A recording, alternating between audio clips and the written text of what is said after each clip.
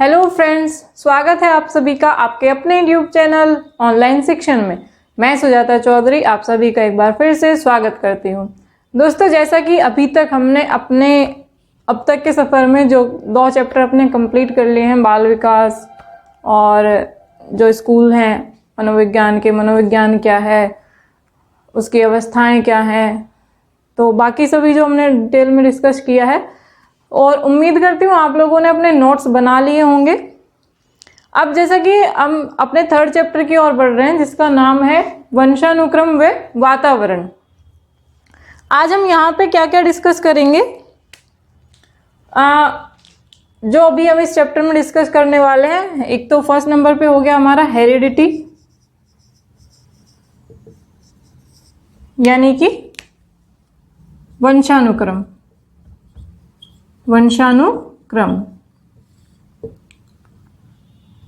दूसरा हो जाएगा हमारा एनवायरमेंट,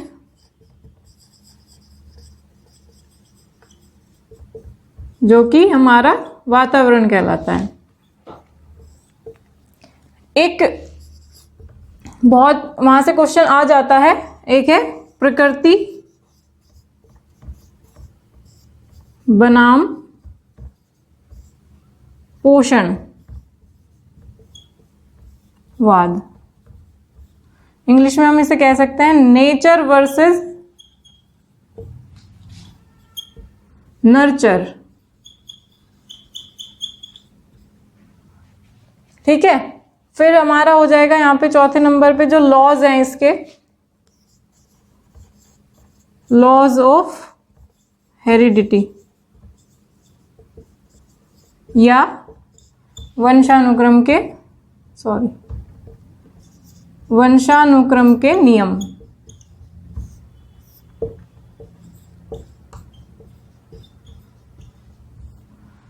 ठीक है, तो आज हम यहाँ पे ये डिस्कशन करेंगे। 5वें नंबर पे हो जाएगा कि वो वंशानुक्रम और वातावरण प्रभाव कैसे डालते हैं। वंशानुक्रम व वातावरण का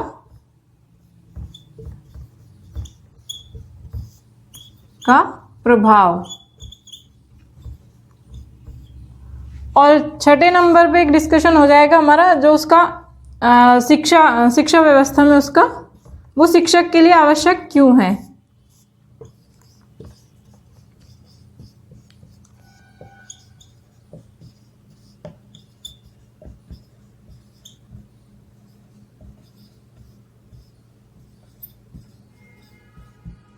ठीक है, तो आज हम यहाँ पे डिस्कशन करेंगे, हमारा चैप्टर 3 हो जाता है। चैप्टर 3 आपका हो जाएगा हेरिडिटी का डिस्कशन करेंगे, एनवायरनमेंट का डिस्कशन करेंगे, प्रकृति बनाम पोषणवाद जो नेचर वर्सेस नर्चर है, लॉज ऑफ हेरिडिटी है, वंशानुक्रम के नियम कुछ दिए गए हैं। यहाँ से एक आध क्वेश्चन आपको आ ही जाता है, लगभग आ ही जाता है एक तो। वंशानुक्रम व वातावरण का प्रभाव कैसे पड़ता है व्यक्ति पर, और शिक्षक के लिए ये जानना क्यों आवश्यक है कि भाई वंशानुक्रम और वातावरण व्यक्ति को किस प्रकार से प्रभावित करता है। ठीक है, तो अब बात करते हैं हम फर्स्ट जो हमारा टॉपिक आज डिस्कशन का रहेगा, हेरिडिटी। हेरिडिटी से आप समझते हैं क्या है? हेरिडिटी वो चीज है जो हमें अपने माता पिता से, जो भी हमारे माता पिता के, हमारे पूर्वजों के जो गुण रहे हैं वो हमारे अंदर भी, और हमसे जो नेक्स्ट जो पीढ़ी में जाएंगे वो क्या है, वो वंशानुक्रम है। वो गुण आ रहे हैं एक पीढ़ी से दूसरी पीढ़ी में, जो उन गुणों का ट्रांसफर हो रहा है, स्थानांतरण हो रहा है, उसे हम क्या कहते हैं, वो वंशानुक्रम कहलाता है, हेरिडिटी कहलाता है। वंशानुक्रम क्या है? एक बच्चे को जो माता पिता से विरासत में गुण मिले हैं उसको क्या कहते हैं, हेरिडिटी कहते हैं। जैसे आंखों का रंग हो जाता है, आंखों का रंग, एग्जाम्पल ले लीजिए इसके, आंखों का रंग, बालों का रंग, बाल घुंघराले हैं या सीधे हैं, वो सब भी हेरिडिटी, वो पेरेंट्स के ऊपर डिपेंड करता है। हमारे शरीर की बनावट हो जाती है, शरीर की बनावट, तो ये सब क्या है, ये हेरिडिटी से मिलते हैं, ये वंशानुक्रम से मिलते हैं। इनका वातावरण से कोई संबंध नहीं होता है। जैसे हमारे पूर्वज रहे होंगे आपने मनुष्य का इतिहास भी पढ़ा होगा थोड़ा बहुत, तो देखते हैं ना कि हमें बंदर के जो मतलब हमारे पूर्वज कहे जाते हैं वो बंदर कहे जाते हैं। तो धीरे धीरे विकास होता चला गया और आज मनुष्य इस रूप में है। तो जो हमारे बाबा दादा दादी नाना नानी जैसे जिस प्रकार के रहे होंगे उनके कुछ ना कुछ हमारे अंदर उन गुण देखने को मिलते हैं। हमारे पेरेंट्स के हमारे अंदर बहुत सारे गुण आते हैं। तो ये बोल देते हैं कि ये बच्चा बिल्कुल अपने पापा जैसा दिखता है या दिखती है, मम्मी के जैसा दिखती है। तो ये सब क्या है, ये वंशानुक्रम का ही परिणाम होता है कि बच्चा जो है मम्मी पापा के जैसा लग रहा है, उसके गुण, उसके कुछ स्वभाव है, उसका कुछ व्यवहार है वो मम्मी के जैसा है, पापा के जैसा लगता है। तो ये सब किसके ऊपर डिपेंड करता है, ये वंशानुक्रम के ऊपर डिपेंड करता है। बालों का रंग हो गया, बालों का आंखों का रंग हो गया, बाल घुंघराले हैं, सीधे हैं, कैसे हैं, छोटे हैं। तो जो हमारे शरीर की बनावट हो गई, उंगलियों की बनावट होगी, नाक दांत, जो भी सब कुछ एवर जो हमारे फिजिक्स से जुड़ा हुआ है वो किस पे डिपेंड करता है, ओवरऑल जो हमारी फिजिक होती है वो वंशानुक्रम पे ही डिपेंड होती है। बात एक बहुत सारे उन्होंने मनोवैज्ञानिकों ने परिभाषा दी है पैटरसन की, एक बहुत इसी से मिलती जुलती है जो कि आपको याद रखने में भी समस्या नहीं होगी। पैटरसन ने जो कहा है कि व्यक्ति अपने माता पिता से अपने वंशजों के जो कुछ गुण प्राप्त करता है, यहां पे उन्होंने कहा है कुछ गुण, व्यक्ति अपने माता पिता से वंशजों के जो कुछ गुण प्राप्त करता है वो क्या है, वही वंशानुक्रम है।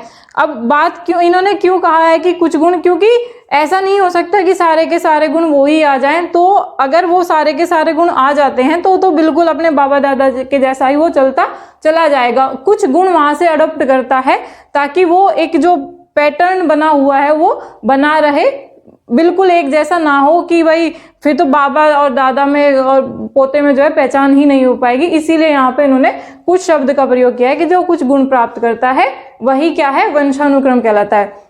नेक्स्ट पॉइंट बात करते हैं, हेरिडिटी व्यक्ति को एक आधार प्रदान करती है। अब ये आधार प्रदान करने की बात क्यों कही गई है भाई, जो वो होता है कंसेप्शन का जो टाइम होता है वहां पे फीमेल और जो मेल जो होती है, फीमेल एग और मेल स्पर्म जो होता है उसके फर्टिलाइजेशन से जाइगोट बनता है। जाइगोट क्या है, जाइगोट वंशानुक्रम का ही एक रूप है और जो जाइगोट है वो ही आधार प्रदान करता है। वहां से पेरेंट्स के गुण, हमारे पूर्वजों के गुण वहां पे आके मिलते हैं हमें, तो वो क्या है, व्यक्ति को एक आधार प्रदान करती है। अगर जाइगोट नहीं बन पाते तो मनुष्य की कल्पना नहीं की जा सकती। अगर जाइगोट ही नहीं बनता तो मनुष्य की जो पीढ़ी है ये बढ़ नहीं पाएगी।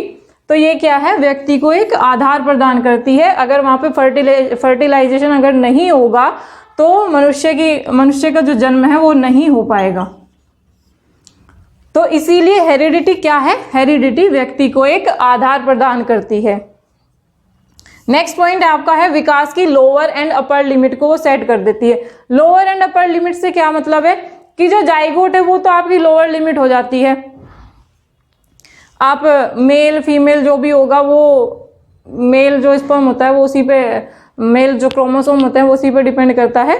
तो आपका जो लोअर लिमिट होगी वो वहां पे सेट हो जाती है। अपर लिमिट की बात करते हैं कि जैसे भाई पेरेंट्स हैं, पेरेंट्स की हाइट जो है छोटे हैं, तो जो बच्चा उनका होगा वो ये नहीं कि हम ये सपोज नहीं कर सकते हैं कि वो बहुत ज्यादा लंबी हाइट का हो जाएगा, या फिर जो गेहुआ रंग है अगर पेरेंट्स का तो ये कह सकते हैं कि वो बिल्कुल बहुत ज्यादा गोरा होगा या बहुत ज्यादा काला होगा। वो एवरेज, जो उन दोनों का एवरेज रहेगा वो वहां तक ही विकसित हो सकता है। उसकी हाइट जो है वो उन्हीं तक, मतलब एक एवरेज जो मम्मी पापा की जो एवरेज हाइट रहेगी वो वहीं तक ही वृद्धि कर सकता है। उससे ज्यादा उसकी संभावना जो है बहुत कम रहेंगी।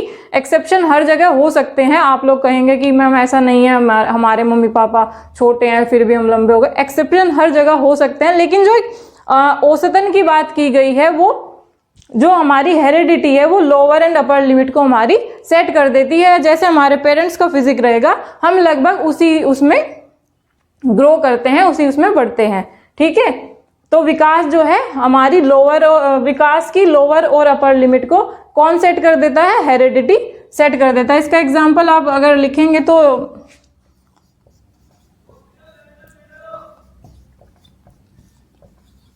माता पिता की अगर हाइट कम है तो जो बच्चा होता है औसत हाइट तक बढ़ सकता है। औसत हाइट उसकी हो सकती है। बहुत ज्यादा लंबा नहीं मान सकते कि वो 6.5 फीट का हो जाएगा। अगर मम्मी पापा की हाइट जो है 5-5 फीट की है, वो 5.5 फीट हो जाएगा, 5.25 फीट हो जाएगा, वो मतलब इतना ही होगा, इससे ज्यादा नहीं हो पाएगा। तो हेरिडिटी स्थिर होती है, इसे बदला नहीं जा सकता। अब हमारे जो बाल हैं, बालों की जो क्वालिटी है वो लगभग आप देखेंगे कि मम्मी पापा से मैच करती है। हम ये नहीं है कि कृत्रिम तरीके से, तो क्या बोलते हैं टेम्पररी, तो हम इसको बदल सकते हैं। ये नहीं कि आप ये भी यहाँ पे आ जाएगा कि नहीं मैम दूसरा कलर करवा लेंगे चेंज हो जाएगा, ऐसा नहीं है। तो जो हमारी आंखों का रंग है, हम किसी के पास जाके ये नहीं कि भाई हमें ये आंखें पसंद नहीं है आप चेंज कर दीजिए, बाल हमें पसंद नहीं है चेंज कर दीजिए, हमारे हाथों की बनावट हमें पसंद नहीं है आप चेंज कर दीजिए। तो जो हेरिडिटी क्या है, वो हेरिडिटी स्थायी होती है, स्टैटिक होती है, उसे हम चेंज नहीं कर सकते। ना कृत्रिम तरीके से आज के टाइम में लगभग हो सकता है, लेकिन अब जो प्राकृतिक रूप से, नेचुरल रूप से हम उसे चेंज नहीं कर सकते। इसीलिए क्या कहा गया है कि हेरिडिटी जो है वो स्थिर है, इसे बदला नहीं जा सकता। बात करते हैं नेक्स्ट पॉइंट की कि हेरिडिटी जो है, हेरिडिटी के साथ ही व्यक्ति जन्म लेता है। क्योंकि अभी मैंने बताया कि मेल और फीमेल के जो प्रोडक्शन सेल होती हैं, उन्हीं के उससे फलस्वरूप जो जाइगोट बनता है, उसी के फर्टिलाइजेशन से जो एक बेबी होता है। तो हेरिडिटी के साथ ही व्यक्ति जो है जन्म लेता है, क्योंकि जाइगोट में माता पिता के पूर्वजों के हमारे जो गुण हैं, वो ट्रेट्स हैं, वो क्रोमोसोम्स में भी जीन जो उसके वाहक होते हैं, तो जीन्स के थ्रू वो आ चुके होते हैं। इसीलिए जो कुछ भी हेरिडिटी हमारी है वो हम जन्म के साथ ही हमारे पास होती है। ये नहीं है कि वो हमारे जन्म के बाद कहीं अंदर से हम उसे इंजेक्ट कर सकते हैं, ऐसा नहीं है।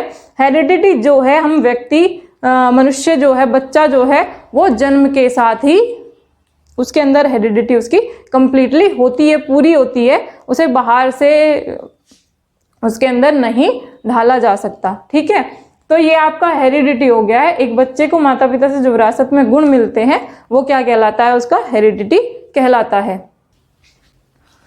हेरिडिटी के साथ साथ हम थोड़ा सा जो एक कंसेप्शन पीरियड जो होता है, हम उसके बारे में बात कर लेते हैं। कंसेप्शन पीरियड में ये सभी आप लोग समझते होंगे, ऐसा नहीं है कि आप नहीं जानते इसको। कंसेप्शन पीरियड में क्या होता है कि जो फीमेल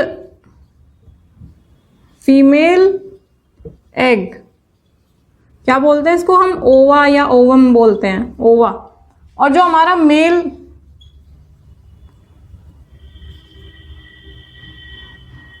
मेल जो प्रोडक्टिव सेल होती है हमारी, क्या बोलते हैं इसको, स्पर्म बोलते हैं। तो जब फर्टिलाइजेशन होता है इन दोनों का मिलके, तो क्या बनता है, जाइगोट बनता है। जाइगोट बनता है फर्टिलाइजेशन के बाद, निषेचन के बाद। तो जो इस जाइगोट में होते हैं क्रोमोसोम्स होते हैं, क्रोमोसोम्स यहां पर होते हैं। जो जाइगोट होता है, यही जो मैं आपको आधार बता रही थी, वो यही जो एक क्या बोलते हैं इसको, भ्रूण बोलते हैं, नहीं भ्रूण नहीं बोलते इसको, मुझे हिंदी का इसका बीज कोश बोलते हैं शायद इसको, जाइगोट को। तो क्रोमोसोम्स होते हैं इसके अंदर, और क्रोमोसोम्स के अंदर भी क्या होते हैं, क्रोमोसोम्स के अंदर भी जीन्स पाए जाते हैं। जीन्स हिंदी में भी इसको यही बोलते हैं, इनको गुणसूत्र बोलते हैं, गुणसूत्र। गुणसूत्र से आपके नाम से ही पता चल रहा होगा कि जो गुणों को रखे हुए हैं, वे सूत्र जिसमें गुण पाए जाते हैं। इनकी थ्रेड लाइक स्ट्रक्चर होती है, धागेनुमा इनकी संरचना होती है। हालांकि आपको इस तरह के क्वेश्चन पूछेगा नहीं, लेकिन फिर भी एक बेसिक जो क्लियर हो जाएगा उसके लिए बता रही हूँ। धागेनुमा संरचना होती है। जीन्स ही जो है ये जो पीढ़ी दर पीढ़ी गुणों का स्थानांतरण करते हैं, उसके लिए जीन्स जिम्मेदार होते हैं। क्रोमोसोम्स की अगर बात करें तो 23 जोड़े क्रोमोसोम्स मनुष्य में पाए जाते हैं। उसमें से जो 22 जोड़ी अगर बात करें, 22 पेयर जो होते हैं हमारे, और एक पेयर को हम अलग रख देते हैं। 22 जोड़े में इन 22 जोड़ों को क्या कहते हैं? ऑटोसोम्स कहते हैं, ऑटोसोम्स। एक बार ही आया था क्वेश्चन कि जो समान गुणसूत्र होते हैं मेल और फीमेल में, जो बराबर होते हैं, उसमें कोई डिफरेंस नहीं होता, उनको उनका नाम पूछा गया था कि उनको क्या क्या कहते हैं। उनके अलग अलग ऑप्शन दे रखे थे, उसमें ऑटोसोम्स आपका आंसर था। तो जो अलग जो एक पेयर बचता है वो मेल में XY मेल और XX ये आपका फीमेल क्रोमोसोम होता है। तो जो सेक्स डिटर्मिनेशन होता है, जो लिंग निर्धारण होता है, वो उस पे ये डिपेंड करता है। ये उसको वो इस पे डिपेंड होता है, सॉरी। जो XY हमारा जो मेल क्रोमोसोम होता है, 23rd जो नंबर का मेल क्रोमोसोम क्या है, सेक्स डिटर्मिनेशन के लिए ही उत्तरदायी होता है। ठीक है, उसी के बाद पता चलेगा कि बेबी जो है वो गर्ल है या बॉय है। ठीक है, तो ये मेल और आपका फीमेल, यहां से भी आपको कई बार क्वेश्चन पूछ लेता है। बहुत सारे जो टीचिंग एग्जाम है यहां से लगभग, मतलब आप इस चीज को अच्छे से कवर करना। छोटी छोटी चीजें हैं लेकिन कंफ्यूजन क्रिएट कर देती हैं, गलत हो जाते हैं। तो ये आपका मेल और फीमेल का हो गया। आपका जो XY क्रोमोसोम होता है वो सेक्स डिटर्मिनेशन के लिए जिम्मेदार होता है, उत्तरदायी होता है। ठीक है, तो जो ये हमारा कॉन्सेप्शन पीरियड है ये हमने समझा। ऑटोसोम्स हो गए, ये याद रखिएगा इसको, और एक इसको भी याद रखिएगा, ये जो XY मेल और फीमेल वाला मैंने बताया। एक और चीज है जो जीन्स से संबंधित है, जीन्स को यहाँ लिख देती हूँ। जीन्स, ये दो टर्म आपने सुनी होगी, जीनोटाइप, फिनोटाइप और जीनोटाइप। फिनोटाइप इंग्लिश में भी इनको यही बोलते हैं, हिंदी में भी इनको यही बोलते हैं, मोस्टली यही लिखा जाता है। और जीनोटाइप, जीनोटाइप। फिनोटाइप तो वे क्वालिटीज होती हैं जिनको हम ऑब्जर्व कर सकते हैं। ठीक है, और जीनोटाइप होती हैं जिनको हम ऑब्जर्व बाहर से नहीं कर सकते। जैसे एग्जाम्पल की अगर मैं बात करूं तो फिनोटाइप में क्या आ जाएगा, जैसे हमारे शरीर की बनावट हो गई। ये आपका ज्यादा क्वेश्चन में नहीं आएगा लेकिन कभी कभी आ जाता है, इसलिए पता होना चाहिए। शरीर की बनावट हो गई, आंखों का रंग हो गया। तो जो पैटर्न जो हम बाहर से ऑब्जर्व कर सकते हैं उनके लिए कौन जिम्मेदार होता है? उनके लिए फिनोटाइप जिम्मेदार होता है।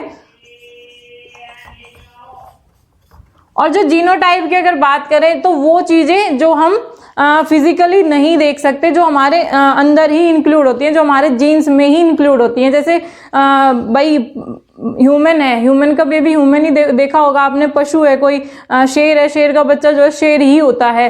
कुत्ते का बच्चा कुत्ता ही होता है, बिल्ली का बच्चा बिल्ली ही होता है। जो एक जाति का उसी जाति के को जन्म देने की जो प्रक्रिया है, जो प्रोसेस है, जो वो जेनेटिक कोड है, वो हमको नहीं पता है कि वो जेनेटिक कोड क्या है, कि किस कारण से एक मनुष्य को ही जन्म देता है और एक पशु को ही जन्म देता है। तो इसका एग्जाम्पल अगर जीनोटाइप की मैं बात करूं तो हो जाएगा ह्यूमन होने का जेनेटिक कोड। जेनेटिक कोड पशु को जन्म देता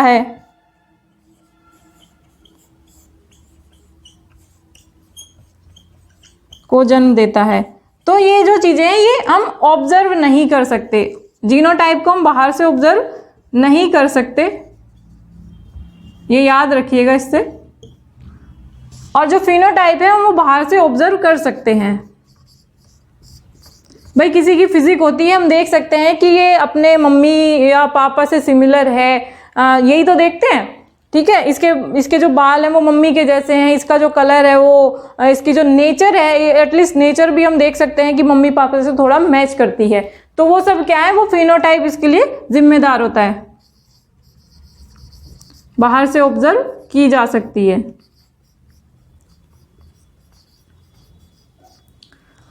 तो ये तो हमारा सारा एक डिस्कशन हो गया। एक आधा इसमें से क्वेश्चन आ जाएगा जरूर, ऐसा मत सोचिएगा कि ये बिल्कुल ही यूजलेस बताया, नहीं। इसमें से क्रोमोसोम्स वगैरह का पूछ लेता है कंसेप्शन पीरियड में, ये जाइगोट वगैरह भी आपसे पूछ सकता है। वैसे अगर साइंस वगैरह में तो ये आ जाता है क्वेश्चन। तो कंसेप्शन पीरियड जो है ये आपका हो गया है। ठीक है, एक बार क्वेश्चन आया भी था ये जुड़वा बच्चों से रिलेटेड। तो जो जुड़वा बच्चे होते हैं, ट्विंस जो बेबी होते हैं हमारे, वो दो प्रकार के होते हैं। एक होता है आइडेंटिकल ट्विंस, एक होता है आइडेंटिकल ट्विंस और एक होता है फ्रेटर्नल ट्विंस। ये आइडेंटिकल ट्विंस जो होते हैं, यहां पे अगर बात करें हम तो क्या होता है कि कई बार सुनते हैं ना कि जुड़वा बेटे हुए हैं, जुड़वा बेटियां हुई हैं। तो वो जुड़वा बेटे जो एक ही सेक्स होता है, या तो समझ लीजिए बेटा और बेटा जब होता है वो आइडेंटिकल ट्विंस होते हैं, और बेटी जब दो जुड़वा बेटी हैं तो समझिए कि वो आइडेंटिकल ट्विंस है।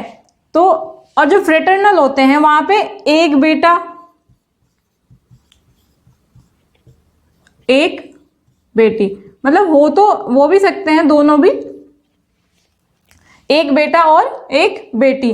तो ये जो आइडेंटिकल ट्विंस होते हैं इनमें डिफरेंस क्या है कि एक तो इनमें समान जो है इनकी जो ये एग हो गया मदर का, प्लस ये स्पर्म हो जाता है जो, तो ये एक ही स्पर्म से और एक ही एग से बनते हैं। जो इनका जाइगोट बनेगा,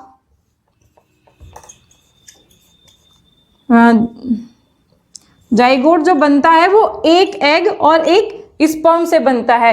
तो ये आइडेंटिकल ट्विंस होते हैं। क्लियर। अब जब फ्रेटर्नल की बात करें तो जो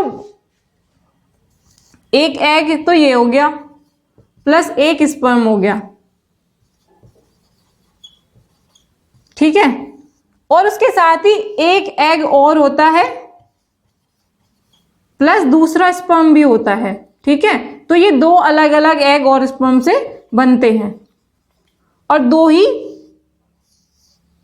जाइगोट बनते हैं। यहां पे जाइगोट का आके डिवीजन हो जाता है, ठीक है, और ये एक ही प्लेसेंटा से जुड़े रहते हैं। जो प्लेसेंटा होती है इनकी,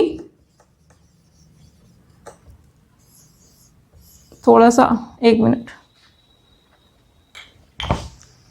फिर क्लियर समझ आ जाएगा आपको, कोई कंफ्यूजन नहीं होगा। ये आप प्लेसेंटा कह सकते हैं। और जो जाइगोट का डिफ्यूजन जब हो जाता है, विभाजन जब हो जाता है, तो वो दो अलग अलग बेबीज में हो जाता है। जाइगोट का यहाँ पे होता है, अलग अलग एग और स्पर्म नहीं होते, यहाँ पे जाइगोट डिफ्रेंशिएट होता है। और यहाँ पे क्या होता है कि अलग अलग एग, दो एग होते हैं और दो स्पर्म होते हैं, उसके फलस्वरूप जो है दो जाइगोट बनते हैं और वो दोनों ही जाइगोट अलग अलग प्लेसेंटा से जुड़े होते हैं। ठीक है, ये प्लेसेंटा हो गई, प्लेसेंटा हो गई। ठीक है, अब आइडेंटिकल ट्विंस की अगर बात करें तो इनके वो क्या हो गई भाई, समान फेस हो जाएगा इनका, समान जो चेहरा है, क्योंकि दोनों देखने में एक जैसे लगेंगे। दो बेटे हैं तो बिल्कुल एक जैसे होंगे, उनकी शक्ल जो है बिल्कुल एक जैसी होगी, उनकी आदतें समान हो जाएगी, ब्लड ग्रुप भी उनका समान हो जाएगा।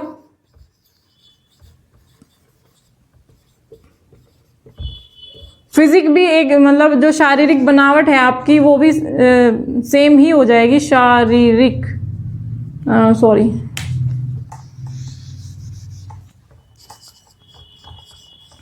शारीरिक जो बनावट है वो भी आपकी समान हो जाएगी। ठीक है, लिंग भी यहां पर समान होगा। तो ये तो हो जाएंगे हमारे आइडेंटिकल ट्विंस, जो कि बिल्कुल एक ही जैसे होंगे 99%, जरा मरा सा कभी थोड़ा बहुत अंतर, जो कि सभी उसमें, क्योंकि उनमें थोड़ा बहुत डिफ्रेंशिएट भी तो करना है। तो जो फ्रेटर्नल होते हैं उनमें लिंग अलग होंगे,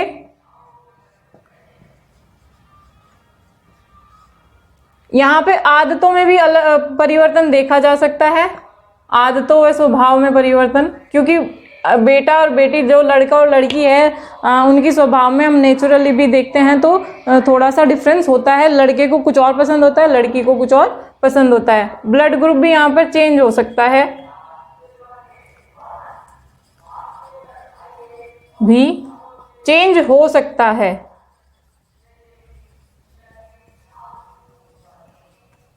ठीक है, और चेहरा भी आपका अलग होगा, क्योंकि लड़का और लड़की का चेहरा एक जैसा नहीं होता।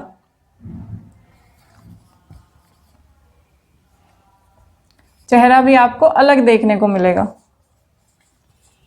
ठीक है, तो ये हमारा हो जाता है ट्विंस बेबी का। एक बार कभी कभार क्वेश्चन आ सकता है कि आइडेंटिकल ट्विंस कौन से होते हैं, उनकी ये कैरेक्टरिस्टिक्स दे देगा, आपको कहेगा कि क्या ये सभी जो हैं एक आइडेंटिकल ट्विंस बेबी की विशेषताएं हैं, फ्रेटर्नल की।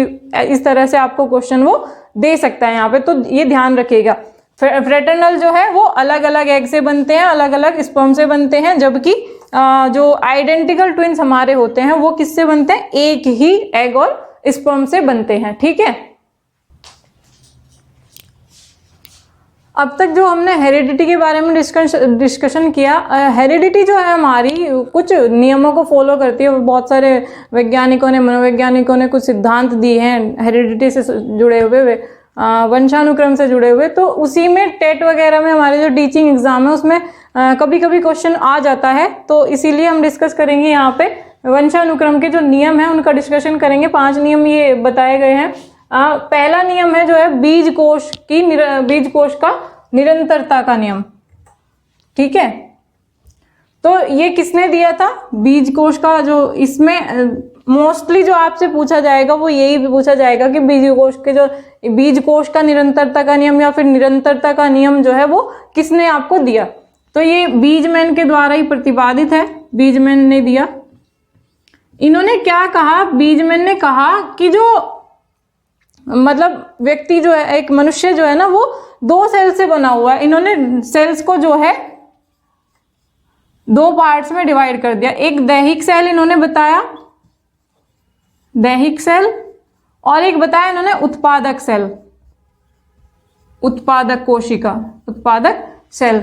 जो हमारी दैहिक सेल होती हैं वो किसके लिए जिम्मेदार होती है, वो हमारी फिजिक के लिए जिम्मेदार होती है। जैसे कि हमारी जो शारीरिक बनावट हमारी कैसी होगी वो बीजमैन के अकॉर्डिंग किस पे डिपेंड करती है, वो दैहिक सेल पे डिपेंड करती है। तो जैसे उसमें बात करें शारीरिक बनावट में, शारीरिक बनावट, तो दैहिक सेल इन्होंने कौन कौन सी बताई, हमारी बोन सेल हो गई, भाई हमारी हड्डियां हैं वो हमारी शारीरिक बनावट में बहुत अहम योगदान करती हैं, तो बोन सेल हो गई हमारी, ब्लड सेल हो गई, मसल्स जो हमारी होती हैं, मसल सेल होती है जो। तो ये क्या बताई जी बीजमैन ने बताया कि जो दैहिक सेल है वो शारीरिक बनावट के लिए जिम्मेदार है। अब बात करते हैं उत्पादक सेल की। उत्पादक सेल आपकी जो एग हो गया है, फीमेल जो एग होता है, स्पर्म होता है जो मेल स्पर्म होता है, एक एम्ब्रियो जो बताया, एम्ब्रियो तो आप सभी जानते होंगे भ्रूण होता है।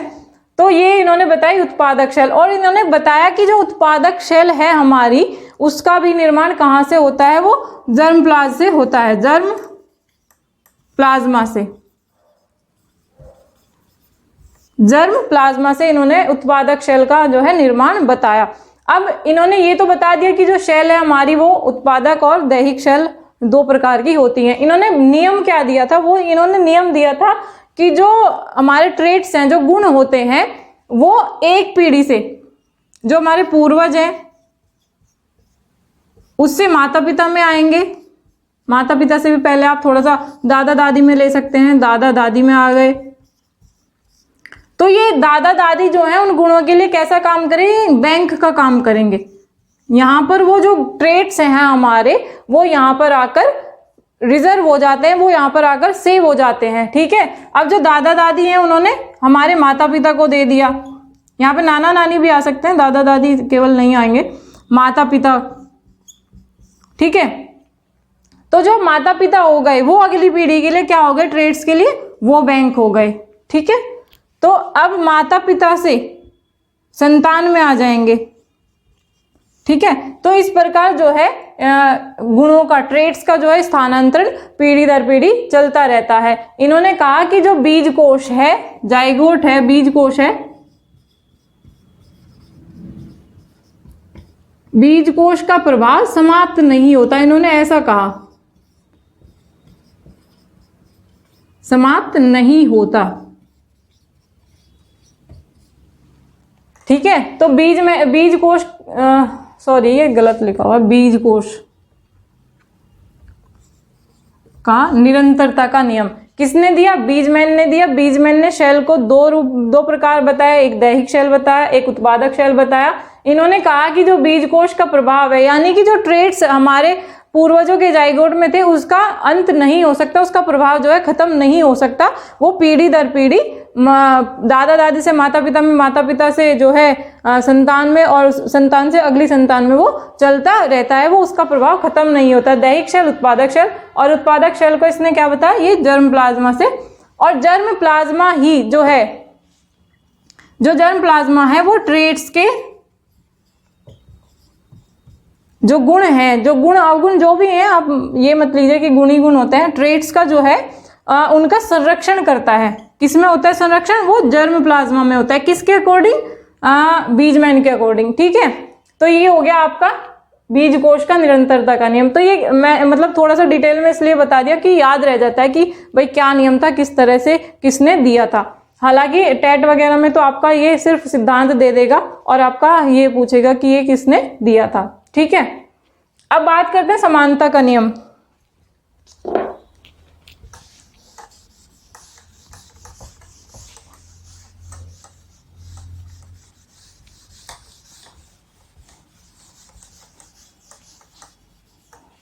ये यहां पे लिख देती हूं बीजमैन के द्वारा।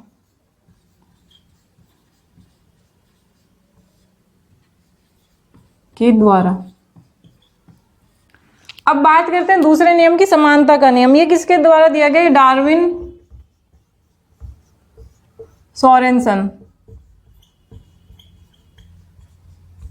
इन्होंने क्या कहा कि जो माता पिता के जो मतलब जो माता पिता के समान गुण हैं, जैसे कि माता पिता प्रेजेंट में हैं, वो समान गुण अगले पीढ़ी में चले जाते हैं, समान गुण हो जाते हैं ट्रांसफर, तो वो क्या कहलाता है? समान गुणों का ट्रांसफर जो है।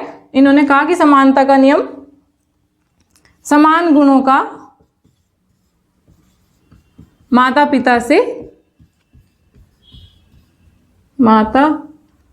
से अगली पीढ़ी में स्थानांतरण।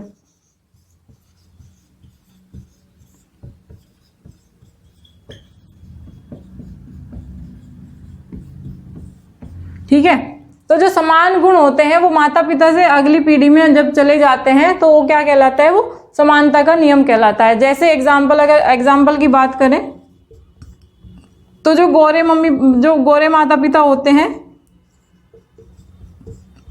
आप बात कर सकते हैं जैसे भाई कलर, स्किन कॉम्प्लेक्शन हो गया, वो क्या है कि मोस्टली जो है स्किन कॉम्प्लेक्शन ट्रांसफर हो जाता है, माता पिता से बच्चों में चला जाता है, तो वो किसके प्रभाव से है? वो समानता के नियम से है।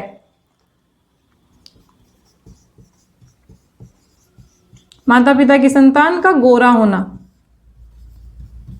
ये समानता के नियम थोड़े से फिजिक्स से रिलेट करते हैं।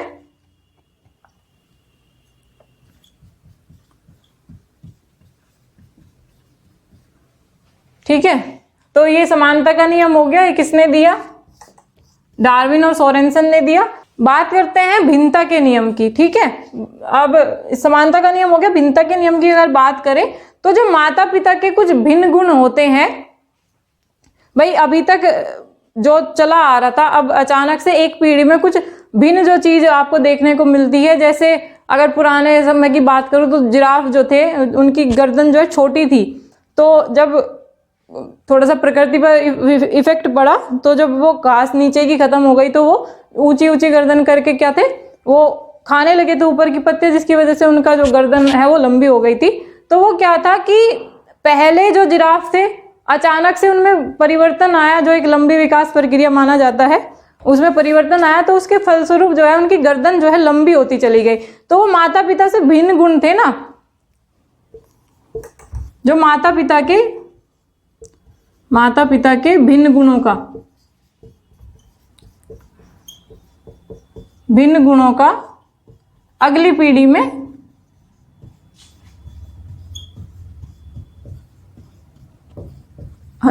स्थानांतरण, अगली पीढ़ी में जो वो ट्रेट्स ट्रांसफर कर दिए गए, जैसे जिराफ की लंबी गर्दन हो गया,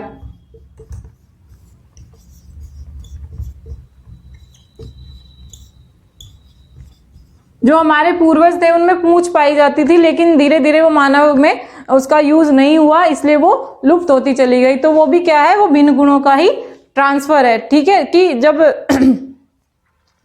कि जब उस पूंछ की आवश्यकता नहीं थी तो वो धीरे धीरे गायब होती चली गई। अब जो है मनुष्य वो बिना पूंछ के ही दिखाई देता है। ठीक है, और जो भिन्नता का नियम है वो एक और चीज के लिए भी जिम्मेदार है कि जितने भी मतलब दुनिया में चेहरे हैं जिनसे हम आइडेंटिकली हम उनको डिफ्रेंशिएट कर पाए, तो वो भी किस का कारण है, वो भिन्नता का नियम है कि हम लोगों को जो परिवार के जो सदस्य हैं, जो बहुत सारे गुणों के बावजूद फिर भी हम उनको अलग अलग पहचान लेते हैं, वो किसके कारण से है, भिन्नता के नियम से, परिवार के सदस्यों का अलग दिखना।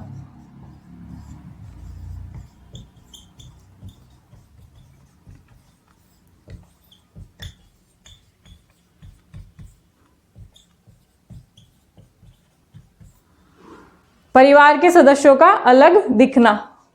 अब तो थोड़ा मैं बड़ा लिख रही हूँ। अब जिसको प्रॉब्लम थी कि मैम थोड़ा सा बड़ा लिखिए, उसमें भी शायद आपको अब समस्या नहीं रहेगी। अब बात करते हैं मेंडल का नियम। ये बहुत इंपॉर्टेंट है और यहीं से आपको क्वेश्चन ज्यादातर देखने को मिलता है।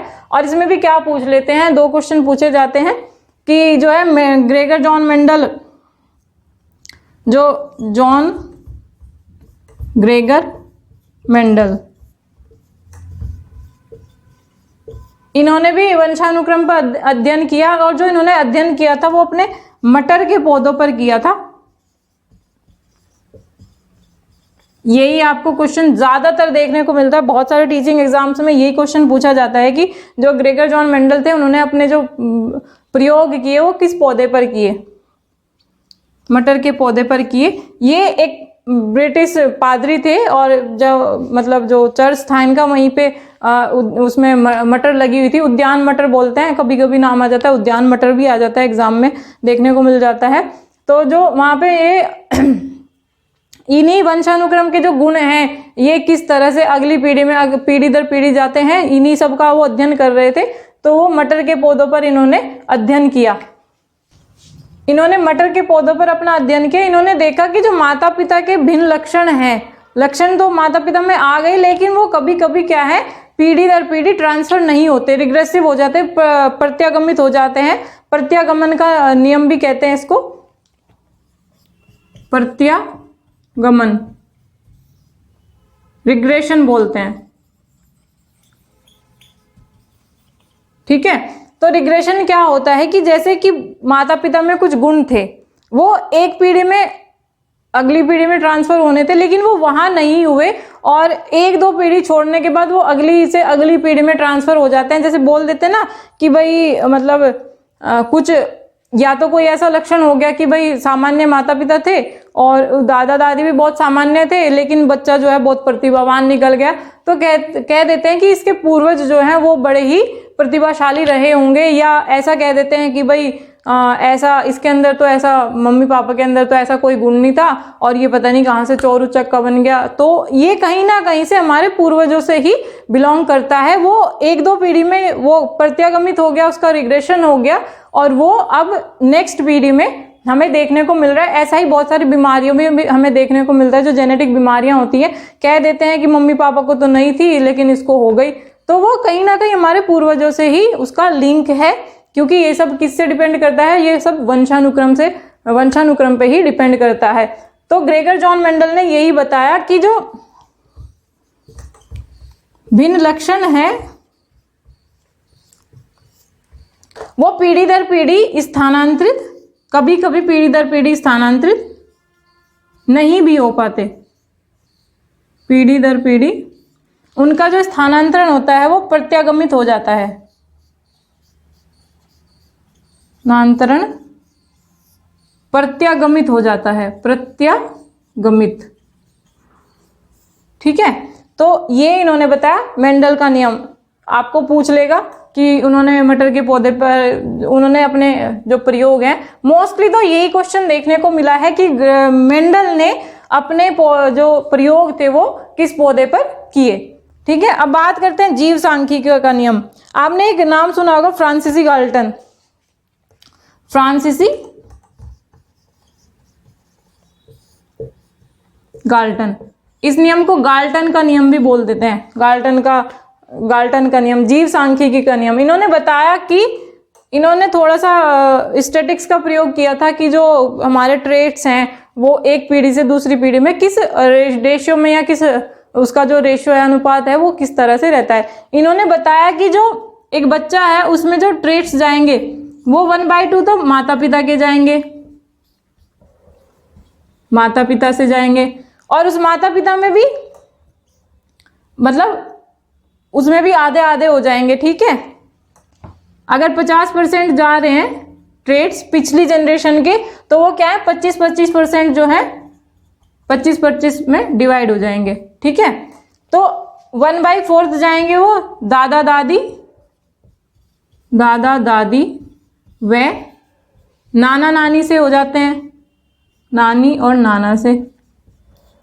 1/8 हो जाते हैं वो परदादा परदादी से, परदादा दादी से, और परनानी जो होती है हमारी ग्रेट ग्रैंड मदर और ग्रेट ग्रैंड फादर जो होते हैं वो 1/8 हो जाते हैं। इसी तरह ये सीक्वेंस बढ़ता चला जाता है, 1/16 हो जाएंगे जो इससे नेक्स्ट जनरेशन होगी। तो इसी प्रकार इन्होंने यही बताया कि फ्रांसीसी गाल्टन जो थे हमारे, उन्होंने ये बताया कि जो ट्रेड्स हैं वो किस प्रकार से बटे होते हैं, किस प्रकार से अगली पीढ़ी पिछली पीढ़ी से अगली पीढ़ी में किस अनुपात में वो पहुंचते हैं। ठीक है, तो ये हो गए हमारे वंशानुक्रम के नियम। बीज कोश का निरंतरता का नियम, इसका भी आपसे ज्यादातर नाम पूछेगा, याद कर लीजिएगा, इंपॉर्टेंट है। बीजमैन के द्वारा दिया गया दैहिक कोशिका और जो है उत्पादक कोशिका, इन्होंने 2 प्रकार सेल बताए। दैहिक कोशिका, इन्होंने एक एक्सपेरिमेंट भी किया था दैहिक कोशिकाओं के बारे में, कि इन्होंने देखा कि इन्होंने बहुत सारे चूहों की ना पूंछ काट दी। तो इन्होंने ये देखा कि अगर मैं इनकी पूंछ काट देता हूं तो क्या मतलब दैहिक कोशिकाओं के प्रभाव से जो है अगली जो इसकी पीढ़ी आएगी वो बिना पूंछ वाले चूहे पैदा होंगे या नहीं हुए। तो इन्होंने देखा कि ऐसा कुछ नहीं हुआ, ये पूंछ काटते जा रहे थे और पूंछ वाले जो चूहे थे वो ही जन्म ले रहे थे। तो इन्होंने कहा कि जो दैहिक कोशिकाएं हैं उनका इस तरह के हस्तांतरण में कोई रोल नहीं होता। ठीक है, समानता का नियम हो गया, डार्विन सोरेनसन ने दिया था। भिन्नता का नियम लेमार्क ने दिया था। मेंडल का नियम जॉन ग्रेगर मेंडल ने दिया था। जीव सांख्यिकी का नियम फ्रांसीसी गाल्टन ने दिया था। ठीक है, हेरिडिटी पे हमारी बात हो चुकी है, हमने उसके बहुत सारा कुछ डिस्कशन कर लिया, डीप हो गया उसका काफी। अब बात करते हैं एनवायरनमेंट पे। ठीक है, एनवायरनमेंट क्या है कि अब हेरिडिटी क्या थी कि जीन्स से जुड़ी हुई थी, जीन्स से संबंधित थी। अब वातावरण में एक बोरिंग फील्ड है जो उन्होंने कहा है कि जो वातावरण है, उन्होंने वातावरण के लिए कहा है कि जो वातावरण है वो जीन्स को छोड़कर, जीन्स को आप छोड़ दीजिए, बाकी जो सब कुछ बचता है वो उन्होंने किसकी श्रेणी में रखा, उसे वातावरण की उसे संज्ञा दी। ठीक है, जीन्स को छोड़कर वह सब कुछ जो मनुष्य को प्रभावित करता है वह क्या कहलाता है, वह वातावरण या पर्यावरण आपका कहलाता है। ठीक है, पर्यावरण जो है परिवर्तनशील होता है। हमने हेरिडिटी को बताया था कि जो हेरिडिटी हम चेंज नहीं कर सकते, लेकिन हम एनवायरनमेंट को हम चेंज कर सकते हैं। ठीक है, एक बच्चा है, पहले वो गांव में रह रहा है, वो फ्यूचर में शहर में भी जा सकता है। तो जैसे वो गांव में जाएगा, गांव में जो उसका स्वभाव था, गांव में जो उसका व्यवहार था, गांव में जो उसका व्यक्तित्व था, वो कहीं हद तक शहर में जाके वो परिवर्तित हो जाएगा। ठीक है, तो इसीलिए पर्यावरण जो है, पर्यावरण परिवर्तनशील है। आप आज भारत में रह रहे हैं, हो सकता है आप विदेश जाने के इच्छुक हो, आप विदेश चले जाएं। तो बहुत सारे लोग हैं जो शहर में हैं, शहर की भीड़ भाड़ से परेशान हो चुके हैं, वो अपना वातावरण जो है चेंज कर सकते हैं, वो गांव में जा सकते हैं। तो क्या है, वातावरण क्या है, चेंज कर सकते हैं, डायनामिक है, परिवर्तनशील है। हेरिडिटी क्या थी, स्टैटिक थी और उसे चेंज नहीं किया जा सकता था। आपके आसपास का जो पूरा माहौल है वो इसमें इंक्लूड होता है। जैसे कि आपका स्कूल हो गया, आप स्कूल जाते हैं, स्कूल हो गया, आप कॉलेज जाते हैं, कॉलेज हो गया, आपकी जो सोसाइटी, आप जहाँ रहते हैं, वो सब क्या है, वो आपके वातावरण के ही अंतर्गत आता है। आपका जो परिवार है, आपका परिवार भी आपके लिए एक वातावरण है, वहाँ पे कैसा व्यवहार हो रहा है, आपकी जो सोसाइटी, आपका जो शहर है, आपका जो कंट्री है, वो क्या है आपके लिए, वो सब एक वातावरण का काम करता है, पर्यावरण का काम करता है। वातावरण में बहुत सारे बल होते हैं, जैसे मानसिक, सामाजिक और शारीरिक। बल की बात करें अगर, कि जो मतलब जो बहुत सारे बल काम करते हैं वातावरण में, कि हमारा मानसिक डेवलपमेंट हो रहा है वो किसके कारण से हो रहा है, कि हम एक तो थोड़ा सा हेरिडिटी पे भी बेस करता है कि हमारी हेरिडिटी कैसी रही है, कैसी हमारे जो बुद्धि है हमारे पूर्वजों की, उसी तरह से हमारी होगी, उसी तरह से हमारा मानसिक विकास होगा। तो वो सब क्या है, वो इन्हीं सब का परिणाम है कि हम कैसे पर्यावरण में रह रहे हैं। वहीं पर जैसा पर्यावरण अगर अच्छा होगा तो हम अच्छे से मानसिक रूप से जो है हष्ट पुष्ट रहेंगे, हम मानसिक रूप से स्ट्रांग रहेंगे। हष्ट पुष्ट नहीं कह सकते, हष्ट पुष्ट शारीरिक रूप के लिए यूज किया जाता है। तो मानसिक हम स्ट्रोंग रहेंगे। ऐसे ही हम अच्छे समाज में उठ बैठ रहे हैं तो हमारा जो सामाजिक बल है वो स्ट्रोंग होगा। हमारा जो सामाजिक जो विकास है वो क्या है, यहाँ पे मजबूती के साथ होगा। शारीरिक कार्य भी हम उसी हिसाब से करते रहेंगे जैसे कि हमारा डेवलपमेंट रहेगा। वो सब हम किस पे डिपेंड करते हैं, वो हमारे वातावरण पे डिपेंड करते हैं। ठीक है, अब जो हमारा वातावरण में बहुत सारे बल होते हैं, तो क्या जो बच्चा है, अगर हम बच्चे की बात करें तो अपना ज्यादातर टाइम कहाँ बिताता है, वो स्कूल में बिताता है। तो यहाँ पे टीचर की जिम्मेदारी बहुत ज्यादा बढ़ जाती है कि जो बच्चे के लिए वो कैसा इन्वायरमेंट क्रिएट करे ताकि उसका जो मानसिक विकास है, उसका जो सामाजिक विकास है, संवेगात्मक विकास, सभी तरह का ऑल ओवर डेवलपमेंट जो होता है हमारा, वो स्कूल बहुत हद तक जिम्मेदार रहता है। तो शिक्षक की क्या जिम्मेदारी बन जाती है कि उसे इन सब चीजों का पता हो, वातावरण का क्या प्रभाव होता है, वंशानुक्रम का क्या प्रभाव बच्चे के जीवन पे, व्यक्तित्व पे पड़ता है। तो शिक्षक का कार्य होता है कि वो उसे एक अच्छे से अच्छा जो है मानसिक वातावरण, सामाजिक वातावरण, मतलब एक एनवायरनमेंट जो है क्रिएट करके दे अच्छा। अब आज के टाइम में क्या है, वो जो शिक्षक है वो एक फैसिलिटेटर ही तो है। तो उसका काम है कि वो आपको एक एनवायरनमेंट ऐसा देगा कि आप उसमें अच्छे से डेवलप हो सकें। अब जैसे बहुत सारे टीचर्स होते हैं, बहुत सारे स्कूल, सभी स्कूल्स में आजकल होता है कि पीटीएम होती है, पीटीएम पेरेंट्स और टीचर का इंटरेक्शन होता है। तो जो इंटरेक्शन होता है, कभी कभी ऐसा नहीं कर सकते कि भाई अच्छे भरे पूरे परिवार का बच्चा है तो हम उसके साथ अच्छे से बिहेव करेंगे। जो एक पिछड़ा जो बच्चा है हमारा, घर में कलह वगैरह का रहता है उसके, या फिर वो निर्धन परिवार से, गरीब जो उसकी फैमिली है, गरीब है, तो इकोनॉमिकली फाइनेंशियली वो वीक है, तो हम ऐसा नहीं है कि हम उन दोनों में भेदभाव करें, ऐसा नहीं हमें करना है। तो जो शिक्षक का कर्तव्य है वो ये है कि सभी बच्चों को बराबर लेके एक अच्छा उन्हें वातावरण क्रिएट करके दे ताकि वो ऑल ओवर डेवलप हो सकें। ठीक है, अब हेरिडिटी और वातावरण के बारे में हमने जान लिया है। अब बात करते हैं एक फेमस जो एक डिबेट है हमारी, नेचर वर्सेस नर्चर। ठीक है, यानी कि प्रकृति बनाम पोषण, इसे नेचर वर्सेस नर्चर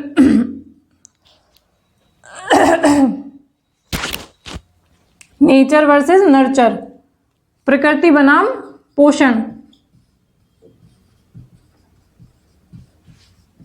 पोषणवाद। यहां से आपको एक क्वेश्चन जरूर मिल जाता है, आया हुआ भी है कई बार। तो ये क्या है, नेचर क्या है, प्रकृति है।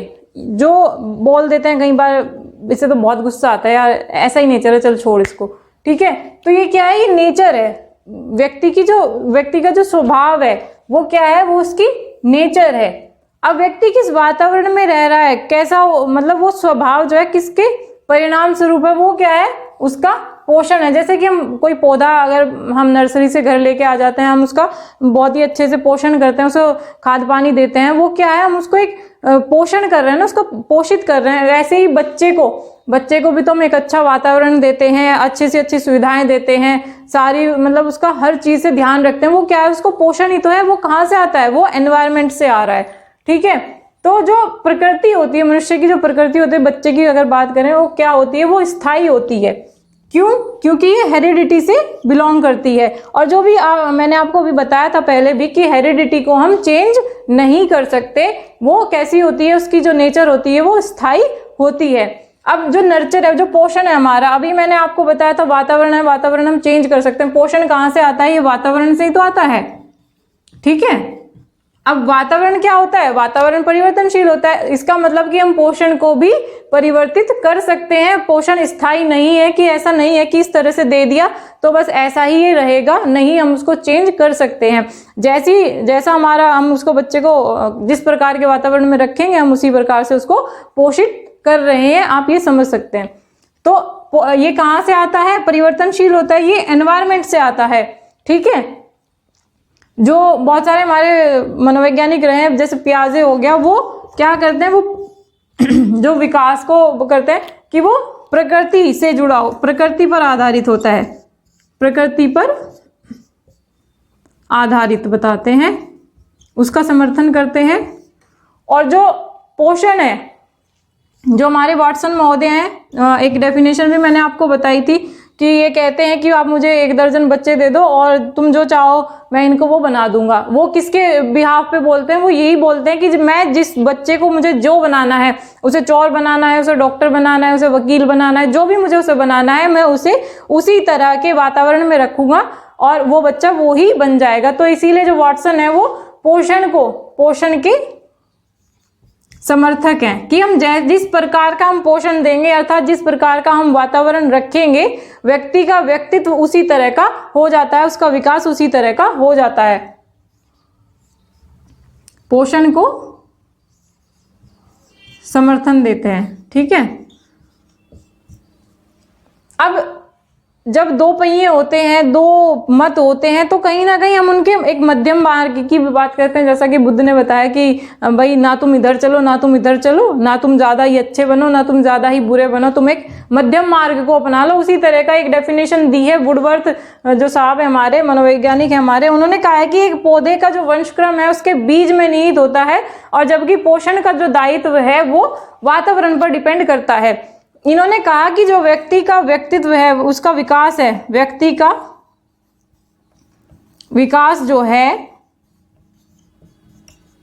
ये डी, वो किसका परिणाम है? वो एच यानी कि हेरिडिटी,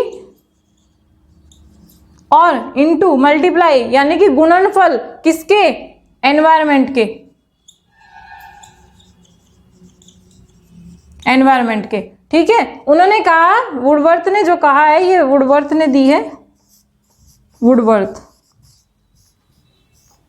आपको यहीं से क्वेश्चन देखने को मिलेंगे, इन्हीं को लैंग्वेज में घुमा फिरा के आपको वो देगा, तो इसे प्लीज ध्यान से करिएगा। नेचर वर्सेस नेचर, ये ऐसे नहीं आएगा कि भाई आपको ये कहीं देखने को नहीं मिलेगा कि नेचर वर्सेस नेचर कोई ऐसा वाद है, प्रकृति बनाम पोषण। वो यहाँ से क्वेश्चन घुमा के पूछता है, इसीलिए मैंने आपको ये कराया है। तो जो वुडवर्थ साहब ने क्या कहा है कि जो व्यक्ति का विकास है वो उसकी हेरिडिटी, वंशानुक्रम, और उसके वातावरण के गुणनफल का परिणाम है। उन्होंने कहा कि एक पौधा है, एक व्यक्ति है, जो उसका वंशक्रम है, जो उसकी हेरिडिटी है, वो कहाँ है? एक बच्चे की, मैंने आपको बताया था जाइगोट में, जाइगोट एक बेस होता है, और जो उसका पोषण है, पोषण का दायित्व कहाँ है कि बच्चा कैसा बनेगा, ये किस पे डिपेंड करेगा? ये एनवायरनमेंट पे डिपेंड करेगा। तो उन्होंने यही कहा है कि एक पौधे का वंशक्रम उसके बीज में निहित होता है, और जबकि पोषण का जो दायित्व है वो वातावरण पे निर्भर करता है। ये आप ध्यान रखिएगा, ये जरूर, फॉर्मूला वगैरह तो शायद नहीं आएगा, लेकिन आप ये समझने के लिए है कि हम इसको कैसे याद रख सकते हैं। व्यक्ति का जो विकास है वो हेरिडिटी और एनवायरनमेंट का गुणनफल है, ठीक है। जो व्यक्ति का विकास है, कहीं पे आपको किसी क्षेत्र में आपको हेरिडिटी, आपका भाई कि ये दिखता है कि यहाँ पे ना हेरिडिटी हावी हो रही है, जहाँ पे आपको देखने को मिलेगा बहुत सारे फील्ड होते हैं, जैसे हमारी आंखों का रंग हो गया, हमारी शारीरिक बनावट हो गई, वहाँ पे हमें हेरिडिटी का योगदान ज्यादा देखने को मिलता है। बाकी जो उपलब्धियां हैं बच्चे की वो ज्यादा एनवायरनमेंट पे डेवलप करती हैं, डिपेंड करती हैं, सॉरी। जैसे शिक्षा का क्षेत्र हो गया, शिक्षा के क्षेत्र में जो उपलब्धियां बच्चा ले रहा है वो किस पे डिपेंड करेगी? वो एनवायरनमेंट पे डिपेंड करेगी। अब आप एक मतलब जैसा कि हम देखते हैं कि एक पिछड़ा हुआ बच्चा है, एक मानसिक रूप से थोड़ा सा अक्षम है, और आप उसको देखेंगे, अगर आप उसको ऐसे ही छोड़ देंगे, आप उसका ध्यान नहीं रखेंगे, आप उसकी शिक्षा की कोई व्यवस्था नहीं करेंगे, तो क्या होगा कि वो ऐसे ही पिछड़ा ही रह जाएगा। लेकिन अगर आप उसको एक अच्छा वातावरण दें, आप उसकी जो मतलब एक तो है कि वो कुछ कर सकता है और एक जो है नहीं कर सकता। नहीं कर सकता को तो आप छोड़ दीजिए, आप ये देखिए कि वो क्या कर सकता है, उसे उसी तरह का एनवायरनमेंट दीजिए और वो मतलब 100% श्योर कि वो वहां पे उस क्षेत्र में बहुत ही अच्छा कर सकता है, करेगा ही, ठीक है। लेकिन जब वो तब करेगा जब हम उसे एक वातावरण प्रोवाइड कराएंगे, हम उसको एक अच्छा वातावरण देंगे। जो हमारी शैक्षिक उपलब्धियां होती है वो हमारे वातावरण का ही परिणाम होती है। आप देखेंगे कि बहुत सुनते आते हैं कि भाई एक चाय वाले का बेटा IAS क्लियर कर लिया, लेकिन वो चाय वाले का आप ये भी तो देखिए ना उसके पीछे कि वो चाय वाला चाय की दुकान पे बैठ के नहीं पढ़ा, उसने एक उसी तरह का एक पढ़ाई का माहौल बनाया, उसने अपने बच्चे के लिए वो माहौल दिया उसको। बेशक वो जो भी उसके वटेवर जो कंडीशन उसकी रही होंगी, ऐसा कोई हमें वो नहीं है कि हम इस तरह से मैं कोई टिप्पणी नहीं कर रही हूँ, लेकिन वो क्या है कि वो एक माहौल बना के बच्चे को दे रहा है। बच्चा ब्रिलियंट है उसने उसको पहचान लिया कि मेरा बच्चा कुछ कर सकता है, तो उसने उसके लिए एक जो है एनवायरनमेंट बनाया। तो वो किस पे डिपेंड करता है, वो एनवायरनमेंट पे डिपेंड करता है, ना कि वो हेरिडिटी पे, ठीक है। तो जो हेरिडिटी है वो एनवायरनमेंट है, वो एक ही, जैसे साइकिल के दो पहिए होते हैं ना, इनमें परस्पर अन्योन्य क्रिया होती रहती है, यानी कि दोनों का इंटरेक्शन जरूरी है, तभी ऑल ओवर डेवलपमेंट हो पाता है। ये नहीं है कि भाई हेरिडिटी के भरोसे छोड़ दी या फिर एनवायरनमेंट के भरोसे ही छोड़ दिया जाए। एक ही साइकिल के दो पहिया हैं, जैसे हम जीवन को बोलते हैं कि भाई गृहस्थ जीवन हो गया, बहुत सारे हमारे जीवन के जो आश्रम होते हैं उनमें यही कहा जाता है कि भाई दोनों का कोऑर्डिनेशन बहुत जरूरी होता है। इसी प्रकार यहाँ पे भी हेरिडिटी और एनवायरनमेंट का कोऑर्डिनेशन जरूरी होता है, ठीक है। वुडवर्ड साहब ने इन्होंने यही बताया कि इन दोनों का कोऑर्डिनेशन, इन दोनों की अन्योन्य क्रिया बहुत ही आवश्यक है, तभी ऑल ओवर डेवलपमेंट हो सकता है। ओके, तो फ्रेंड्स जैसा कि अब तक हमने डिस्कशन कर लिया है हेरिडिटी और हमारे एनवायरनमेंट का, तो अब देखते हैं कि जो एक बच्चा है उस पर हेरिडिटी और वातावरण का क्या प्रभाव पड़ता है। यहाँ से भी आपको क्वेश्चन देखने को मिल सकता है, तो एक अच्छे से इसका मतलब तैयार कर लीजिएगा, इसके नोट्स वगैरह, इसका रिविजन, सारी इसकी प्रैक्टिस आगे आपको कराई जाएगी। और थोड़ा सा सब्र रखिए, प्रैक्टिस भी आपको जरूर की जाएगी, निराश होने की जरूरत नहीं है कि भाई आपको प्रैक्टिस नहीं करा रहे हैं, ठीक है। तो देख लेते हैं वंशानुक्रम और वातावरण का जो एक बच्चा है उस पर क्या प्रभाव पड़ता है। पहली बात करते हैं उसके स्वभाव पर क्या प्रभाव पड़ता है। अगर स्वभाव की हम बात करें तो स्वभाव जो है वंशानुक्रम को प्रभावित करता है।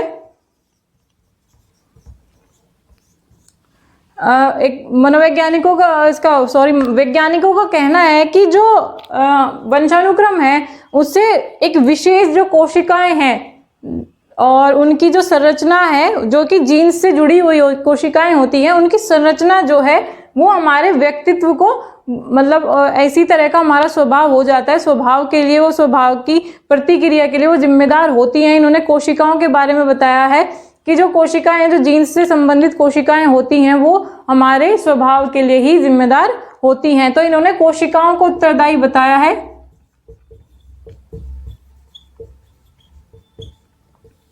कोशिकाओं को उत्तरदायी बताया है।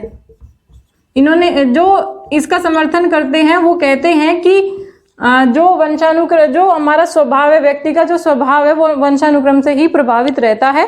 अब दूसरे यहाँ पे आपको इसमें बहुत सारे वाद विवाद देखने को मिलेंगे, ऐसा नहीं है सबकी, मतलब ये भी अपनी जगह सही देखने को मिलेंगे और ये भी अपनी जगह सही देखने को मिलेंगे, ऐसा नहीं है, क्योंकि दोनों ही चीजें देखिए हमारे व्यक्तित्व को प्रभावित करती हैं, वो चाहे फिजिक हो और वो चाहे ऑल ओवर हमारा मेंटल या फिजिकल या सोशल जो हमारा डेवलपमेंट है वो।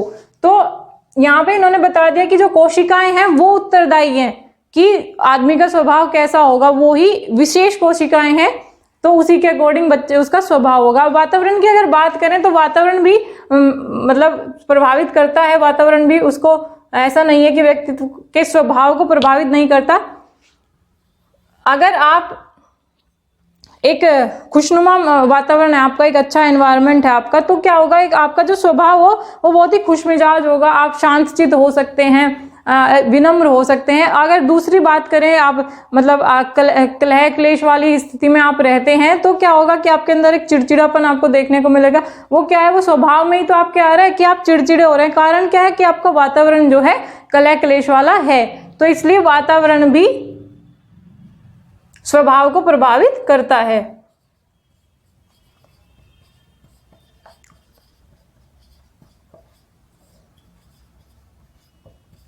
ठीक है।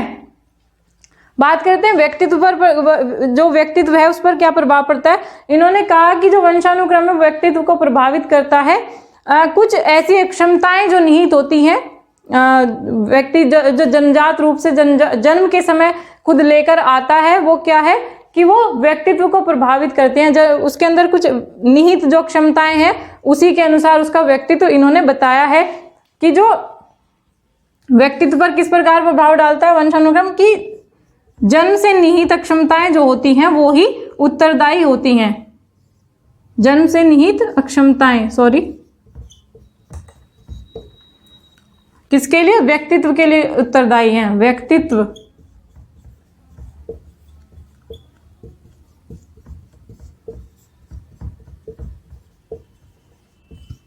व्यक्तित्व के लिए उत्तरदायी हैं।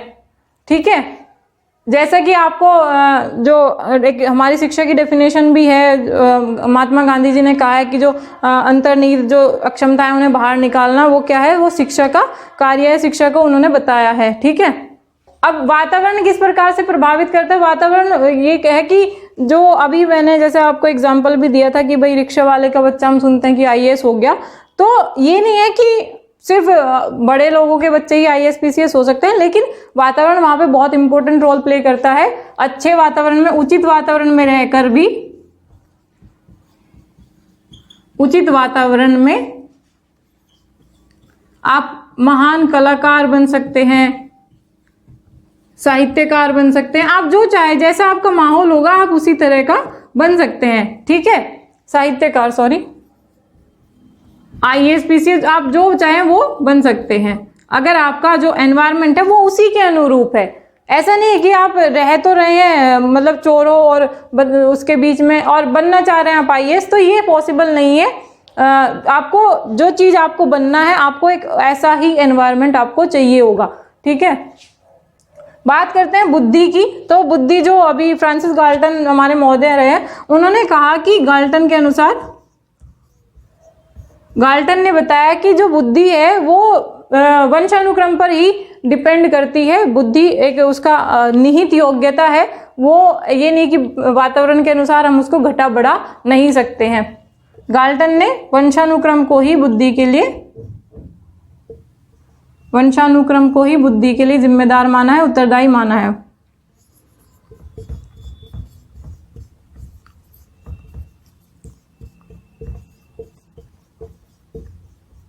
बुद्धि के लिए उत्तरदायी माना है।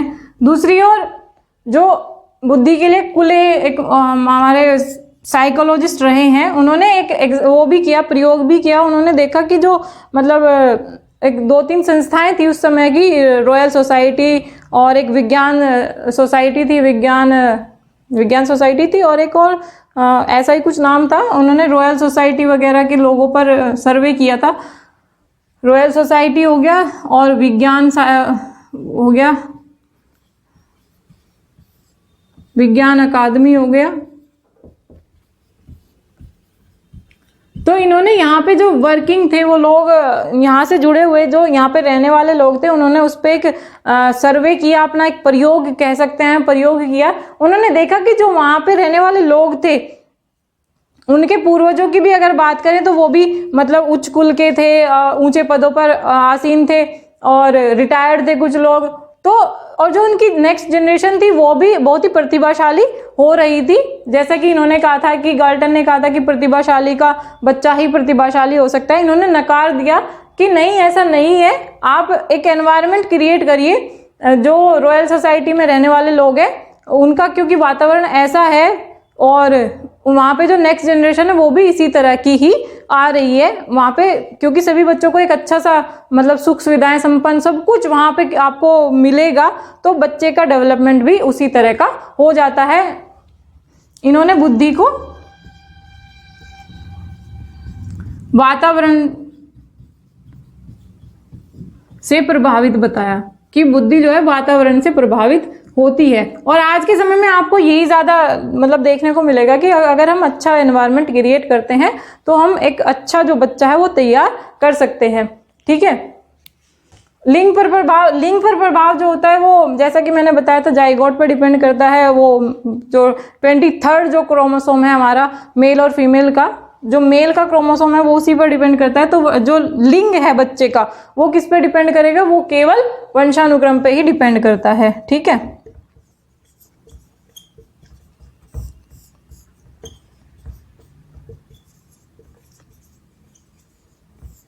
ये केवल वंशानुक्रम पर डिपेंड करता है। अगर वातावरण की बात की जाए तो लड़की और लड़के के जन्म के बाद हम उनके साथ किस तरह का व्यवहार रखते हैं वो सब उसके वातावरण में इंक्लूड हो जाएगा। लेकिन जो लिंग है वो कहाँ से डिटरमाइन होगा, वो वंशानुक्रम से ही डिटरमाइन होगा। मेल और फीमेल क्रोमोसोम, जो मेल क्रोमोसोम है हमारा वहां से वो डिटरमाइन होता है।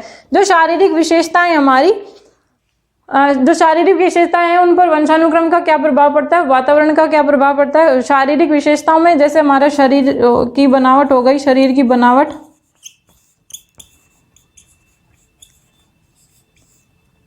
शरीर की बनावट हो गई, आंखों का रंग हो गया, आंखों का रंग, ये सब किस पे डिपेंड करता है, ये हमारे वंशानुक्रम पे डिपेंड करता है। जैसा कि अभी बहुत सारा हमने डिटेल में डिस्कस भी कर लिया है, वंशानुक्रम पर आधारित होता है। और जबकि बात करें तो वातावरण की, अगर हम बात करें तो जो वातावरण है, एक मनोवैज्ञानिक हुए हैं फ्रेंच बॉन्स, उन्होंने बताया कि जो मतलब मैं मानता हूं कि जो हमारी शारीरिक विशेषताएं हैं वो वंशानुक्रम पे तो जो डिपेंड करती हैं, लेकिन वो वातावरण के द्वारा भी बहुत ज्यादा इफेक्ट उन पर पड़ता है। उन्होंने मतलब अपने प्रयोग किए, जो अमेरिका में यहूदी रह रहे थे, जापानी रह रहे थे, उनकी पीढ़ियां भी, कई पीढ़ियां उनकी वहीं पे अमेरिका में बीत चुकी थी। जापानी क्या होता है, अमूमन देखा जाता है छोटे लोग होते हैं, और यहूदी भी नाटे छोटे लोग होते हैं। तो जो उन्होंने देखा कि जो यहाँ पे बहुत लंबे टाइम से अमेरिका में रहते हुए आ रहे हैं यहूदी भी और जो है यूनानी भी, जापानी भी, उन्होंने देखा कि उनकी जो लंबाई है वो धीरे धीरे बढ़ रही है। वो किसके कारण से बढ़ रही है, वो वहाँ के अमेरिका के जो भौगोलिक वातावरण से बढ़ रही है। उसी का परिणाम है कि जो जापानी और यहूदी हैं उनकी लंबाई जो है, लंबाई में वृद्धि हो रही है अमेरिका के भौगोलिक वातावरण से।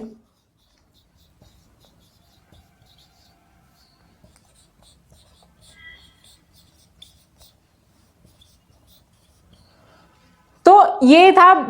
और इसी में जैसे वातावरण की अगर बात करें तो आपने पढ़ा होगा, एक जनजाति है, नाम तो उसका मुझे याद नहीं आ रहा, वो ना गर्दन में, मतलब गर्दन लंबी करने के लिए लोहे की जैसे कंठी नुमा कुछ पहना देते हैं। लोहे की नहीं कह सकते उसको, धातु की होती है, वो किस धातु की होती है ये भी मुझे नहीं पता है। तो उससे क्या है कि वो लंबी उनकी गर्दन हो जाती है, लंबी लंबी बढ़ते।